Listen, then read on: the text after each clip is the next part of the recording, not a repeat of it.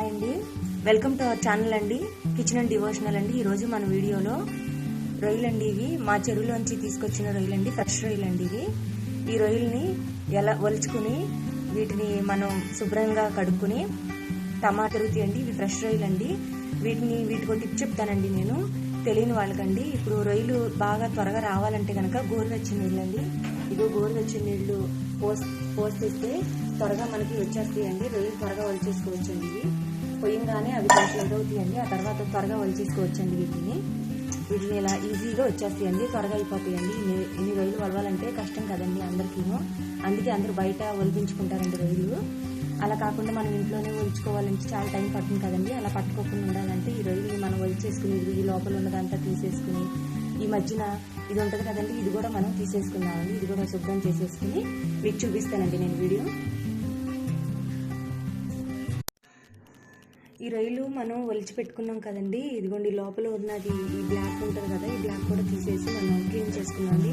ఈ రొయ్యలు ఉప్పు వేసి కడుక్కున్నామండి. ఇందాక ఒలుచుకున్నాం కదా రొయ్యలు, ఆ రొయ్యలు ఉప్పు వేసి కడుక్కున్నామండి. కడుక్కున్నాక రొయ్యల కర్రీకి కావాల్సిన పదార్థాలండి: ఒక దోసకాయ అండి, వేయించడానికి కూర వండడానికి సరిపడా ఆయిల్ అండి, కరివేపాకండి, సరిపడా ఉప్పు అండి, కారం, సరిపడా ఉప్పు అండి, సరిపడా కారం అండి. ఫస్ట్ కడాయి పెట్టుకున్నామండి. తర్వాత సరిపడా నూనె పోసుకున్నామండి. నూనె బాగా కాగలండి. నూనె బాగా కాగాలండి. కాగినాక మనం జీలకర్ర వేసుకున్నామండి. జీలకర్ర కొంచెం ఎగినాక ఫస్ట్ మనం ఇలా కడిగి పెట్టుకున్నాం కదండి ఈ రొయ్యలు ఇందులో వేసుకున్నామండి. నూనెలో వేసుకున్నామండి. మనం నూనెలో వేసుకుంటే ఈ పచ్చి వాసన పోతాయండి. ఫస్ట్ మనం రొయ్యలనే వేసుకున్నామండి నూనెలో.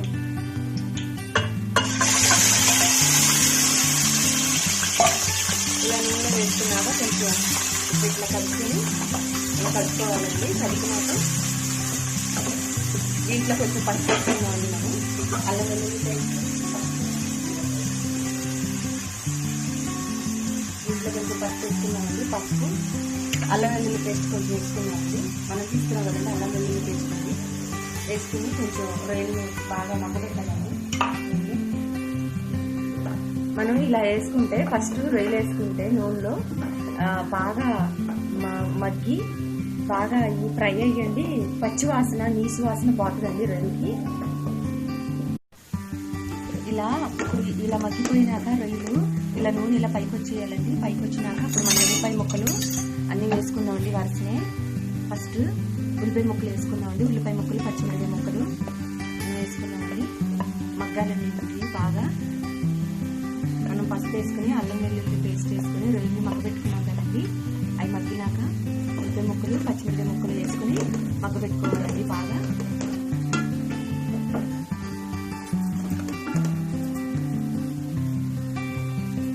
తర్వాత కొత్తిమీర, కరివేపాకు వేసుకోవాలండి.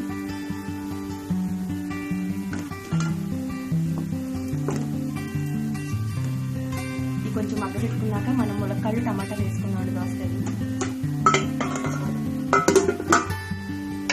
తర్వాత దీంట్లో దోసకాయ ముక్కలు, ములక్కాడండి, ములక్కాడ,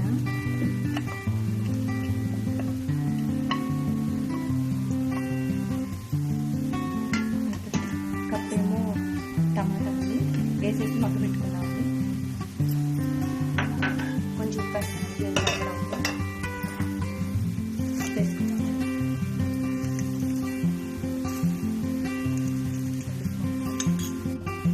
చూసారు కదండి ఇది ఎలా మగ్గిపోయిందో. మగ్గిపోయినాక మనం కారం వేసుకున్నామండి. తీసుకుని కారం వేసుకుని వాటర్ పోసుకున్నామండి.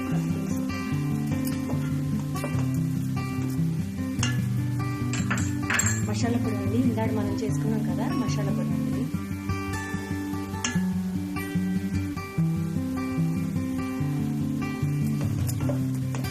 శుభ్రంగా కలుపుకున్నామండి. కలుపుకుని మనం ఒక 2 గ్లాసెస్ నీళ్ళు పోసుకున్నామండి. ఇంట్లో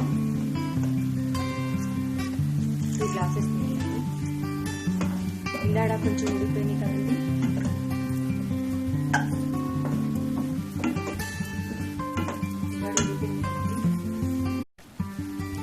15 నిమిషాలు వాటర్ పోసుకుని మనం ఉడికించుకున్నాం కదండి. ఈ రొయ్యల కూరని మనం ఉడికిపోయిందండి. 15 నిమిషాలు పట్టుదండి ఉడకడానికి. దీన్ని మనం సర్వ్ చేసుకుని చూపిస్తానండి.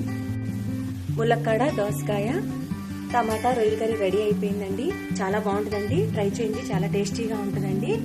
ఈ వీడియో కనుక నచ్చినట్టయితే లైక్ చేయండి, షేర్ చేయండి, సబ్స్క్రైబ్ చేసుకోండి. థ్యాంక్స్ ఫర్ వాచింగ్ అండి.